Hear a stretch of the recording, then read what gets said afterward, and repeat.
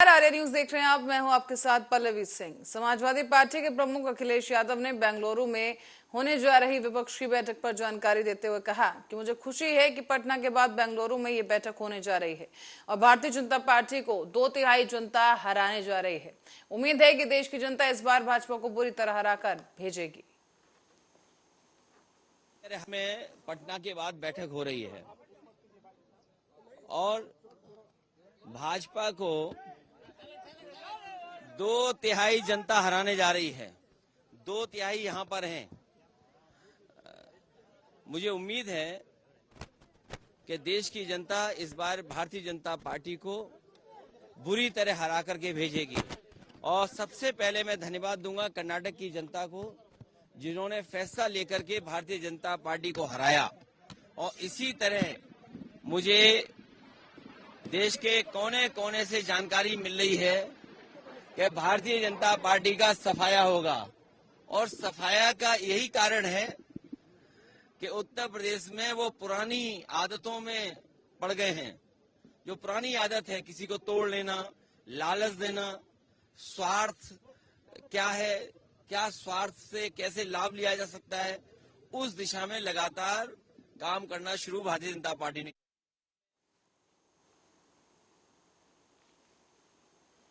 और संयुक्त विपक्ष की बैठक के लिए कांग्रेस अध्यक्ष मल्लिकार्जुन खड़गे, कांग्रेस संसदीय दल की अध्यक्ष सोनिया गांधी और पार्टी नेता राहुल गांधी बेंगलुरु पहुंच चुके हैं, जहां पर कर्नाटक के सीएम सिद्धरमैया और डिप्टी सीएम डीके शिवकुमार और पार्टी के बाकी वरिष्ठ नेताओं ने उनका स्वागत किया है। इस बीच खड़गे ने महागठबंधन को लेकर अपनी राय रखी और पीएम मोदी पर सीधा वार कर दिया। कहा कि देश को, उसके लोकतंत्र और संविधान को अगर ठेस पहुंचती है तो हमारा कर्तव्य है कि एकजुट होकर इसे बचाने का काम करें। जब तक कोई नेता दूसरी पार्टी में होता है तो वो भ्रष्टाचारी हो जाता है, फिर जैसे ही बीजेपी में शामिल होता है, बीजेपी की वॉशिंग मशीन में धुलकर वो साफ हो जाता है। उन्होंने और क्या कुछ तीखे प्रहार किए वो भी आप सुनिए।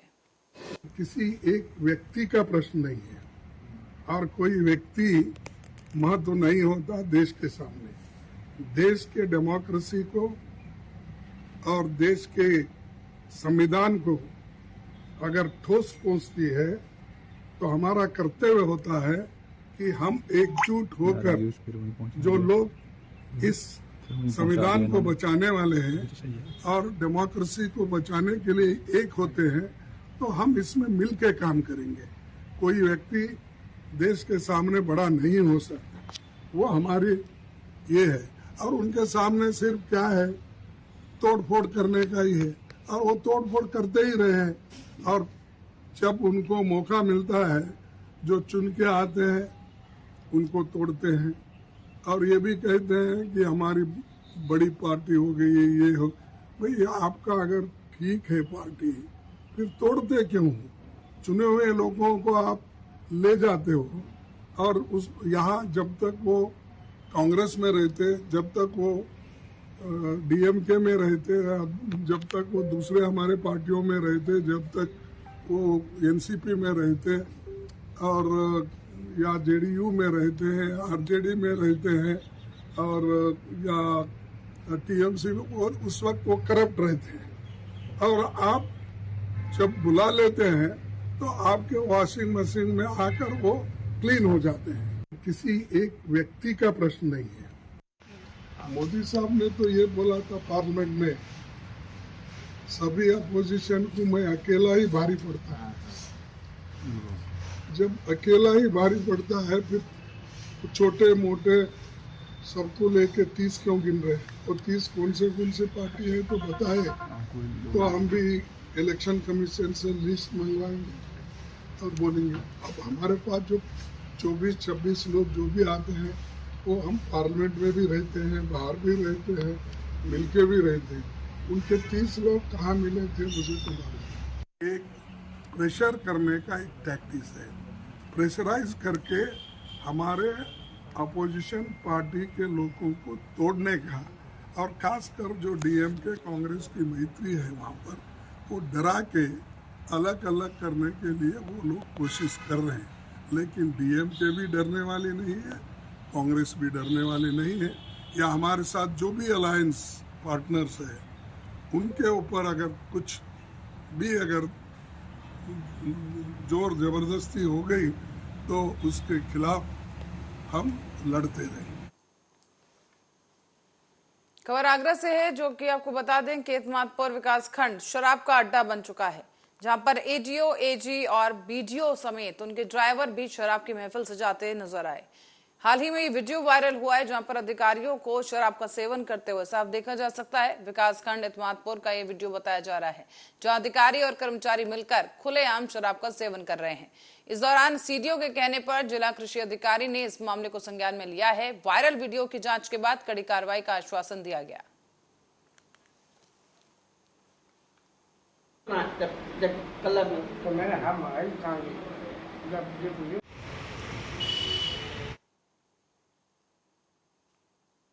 और दिल्ली में यमुना नदी का जलस्तर खतरे के निशान से नीचे आ चुका है, लेकिन समस्या और मुसीबत अब तक खत्म नहीं हुई।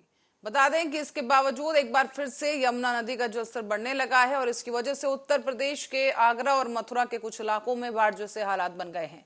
यमुना का जलस्तर बढ़ने की वजह से आगरा के ताजमहल तक पानी पहुंच चुका है और मथुरा में, आपको बता दें कि मथुरा में यमुना डेंजर लेवल से 1 मीटर ऊपर बह रही है।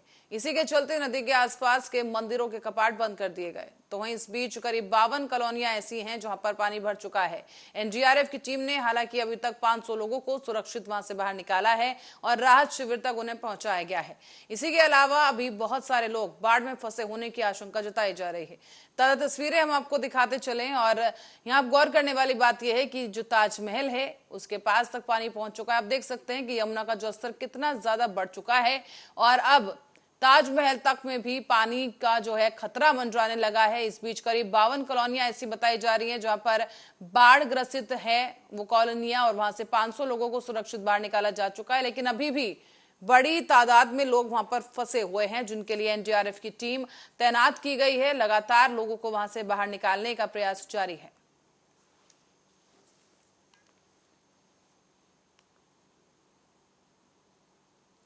रुक करेंगे डिंडोरी की ओर, जहां नर्मदागंज घाट पर स्थित मां नर्मदा में सावन सोमवार को श्रद्धालुओं का तांता लगा हुआ देखने को मिला है। बता दें कि आज सावन का सोमवार होने के साथ साथ हरियाली अमावस्या भी है, जिसे देखते हुए सुबह से ही नर्मदा तटों पर श्रद्धालुओं की भीड़ उमड़ पड़ी।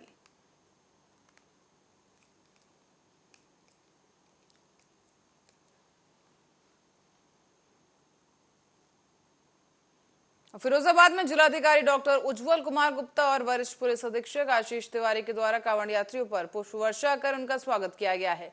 साथ ही साथ इस दौरान बाइक पर सवार जो कांवड़ी यात्री पहुंचे उन्हें हेलमेट पहनाकर यातायात के नियमों का पालन करने के लिए और सुरक्षित अपने गंतव्य तक पहुंचने के लिए जागरूक किया गया।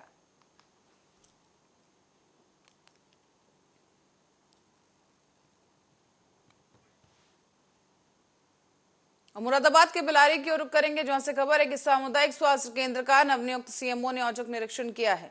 इस दौरान सीएमओ ने सामुदायिक स्वास्थ्य केंद्र और महिला अस्पताल वार्डों का निरीक्षण किया और मरीजों से बातचीत की। लोगों से साथ ही में यह अपील भी की गई है कि दलालों से सावधान रहें और सीधा डॉक्टर से संपर्क करें। साथ ही सीएमओ ने इस दौरान HIV को लेकर डॉक्टरों के साथ एक विशेष बैठक भी की है।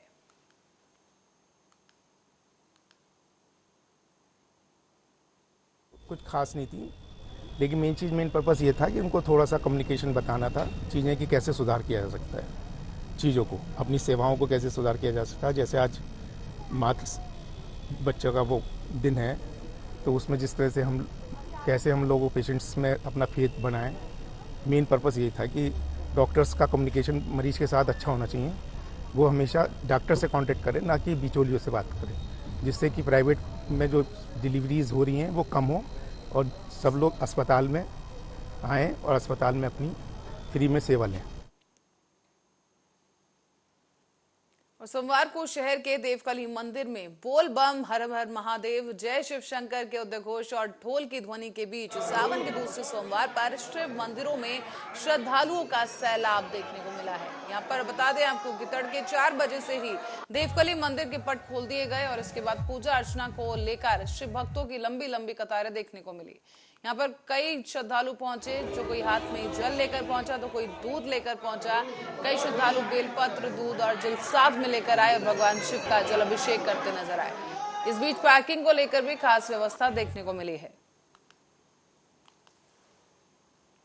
संत महात्मा श्रद्धालु भक्त सुबह से 2 बजे से लाइन में लगे हुए 3:25 पर अब से पूजा होने के बाद कपाट खोले गए। दर्शनार्थी दर्शन करने के लिए जल, बेलपत्री, भोग प्रसाद भोलेनाथ को समर्पण करके अपनी मनोकामना मांगने के लिए कतार में लगे हुए हैं और भोलेनाथ से अपने जो भी दुख दर्द कष्ट हैं उनका निवारण के लिए अपनी मनोकामनाएं मांग रहे हैं और उनकी मनोकामनाएं पूर्ण हो रही हैं। रायबरेली में विकास परियोजनाओं की समीक्षा बैठक करने पहुंचे अपर मुख्य सचिव जितेंद्र कुमार रायबरेली में शिक्षक की भूमिका में नजर आए। यहां पर अधिकारियों के साथ उन्होंने बैठक की और बैठक के लिए वो मुख्यालय पहुंचने से पहले उनका काफिला रास्ते में एक प्राथमिक स्कूल पर रुका, जहां पर कंपोजिट विद्यालय में वो सीधे क्लासरूम पहुंचे और एक शिक्षक की तरह सवाल जवाब करने लगे। प्रशासनिक अमले को देखकर सहमे हुए बच्चे मुख्य सचिव के व्यवहार से सामान्य हुए और उसके बाद उनके हर सवाल का जवाब देते नजर आए। इनका पर्पस ये है कि जो जन शिकायत की सुनवाई हो रही है, मुख्यमंत्री जी के प्राथमिकता पे है कि जन शिकायत निस्तारण के जितने भी प्रकरण आते हैं उनकी संतुष्टिजनक सुनवाई हो, पब्लिक को उसका लाभ मिले तुरंत और समय से उसका निस्तारण हो। वो मैंने जब रिव्यू किया तो डिस्ट्रिक्ट स्टेट में 5th रैंकिंग में है। इनका निस्तारण की सैम्पलिंग अच्छी है। मैंने कुछ जा करके जो इनके जन निस्तारण डेस्क थे वहाँ पे भी देखा, एक आध एप्लीकेशन निकलवा करके भी देखा। जैसे एक एप्लीकेशन में ये था कि उनके घर में किसी व्यक्ति का राशन कार्ड में नाम छूट गया था, उसे इन्होंने चढ़ा लिया है। इनके जन शिकायत निस्तारण की प्रगति ठीक है। कुछ जगह पे जहाँ पे कि इनको शासन स्तर से मदद की ज़रूरत है, जैसे जनपद में कई सड़कें हैं जो मुख्य सड़कें हैं, अभी जिलाधिकारी आपको बताएंगे उनमें, जहाँ पे कि पैच वर्क रिपेयर से काम नहीं चल पा रहा है और उससे आवागमन का कार्य बाधित हो रहा है। पब्लिक में जन आक्रोश है, उसका एस्टीमेट शासन को गया हुआ है, बट अभी बजट के अभाव में उनको नहीं मिल पाया है। रायबरेली के लखनऊ प्रयागराज मार्ग पर बड़ा सड़क हादसा हो गया है, जहां ओवरटेक करने की वजह से एक बस ने बाइक सवार 2 बुजुर्गों को टक्कर मार दी। टक्कर की वजह से बाइक सवार दोनों ही बुजुर्ग गंभीर रूप से घायल हुए हैं, जिन्हें स्थानीय लोगों और पुलिस की मदद से अस्पताल में भर्ती कराया गया है। साथ ही पुलिस ने बस और उसके चालक को हिरासत में लिया।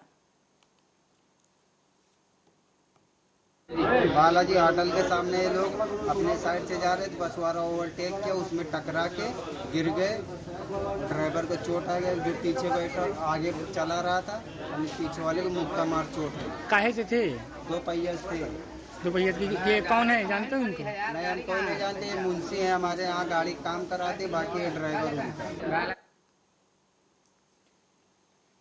और विपक्ष की बैठक पर राष्ट्रीय लोक जनता दल के अध्यक्ष उपेंद्र कुशवाहा ने भी अपनी राय रखते हुए कहा है कि नरेंद्र मोदी का 2024 तक कोई दूसरा विकल्प नहीं।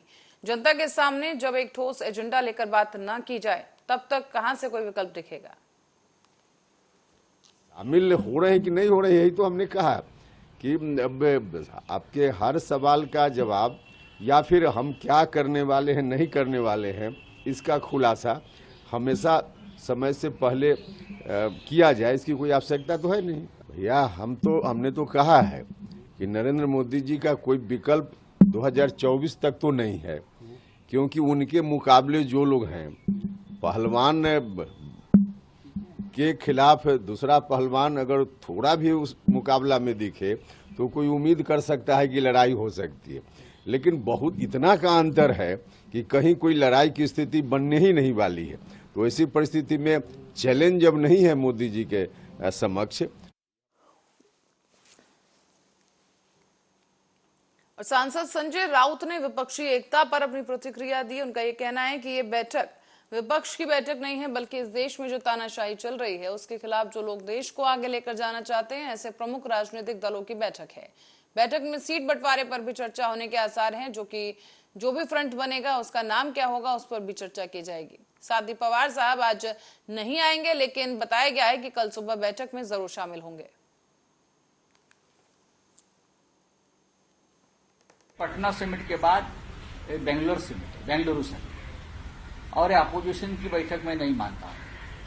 इस देश में आज जो तानाशाही एकाधिकारशाही मिसयूज ऑफ सेंट्रल एजेंसी का कारोबार चल रहा है, पैसों का खेल चल रहा है, उसके खिलाफ जो लोग देश को आगे लेकर जाना चाहते हैं, जो लोग देश में लोकतंत्र बचाना चाहते हैं, ऐसे प्रमुख राजनीतिक दलों की ये बैठक है, जिसमें कांग्रेस से लेकर शिवसेना और एनसीपी तक लोग शामिल हैं।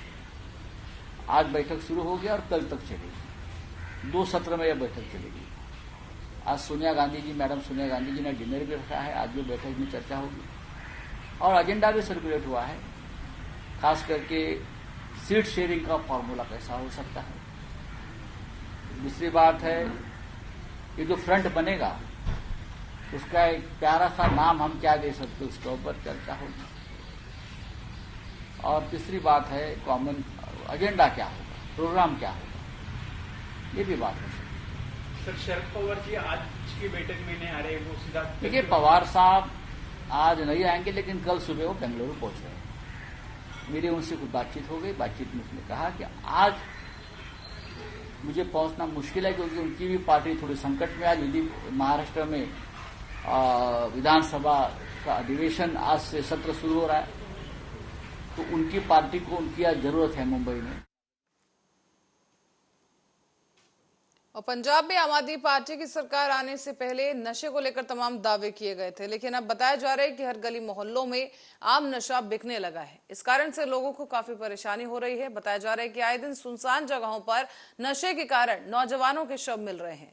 इस दौरान लाइन पार क्षेत्र में भी नशा हो रहा है, उसकी खबर सामने आई है, जहां लोगों का यह कहना है कि नशे के कारोबार से जो युवा पीढ़ी है वो खराब हो रही है।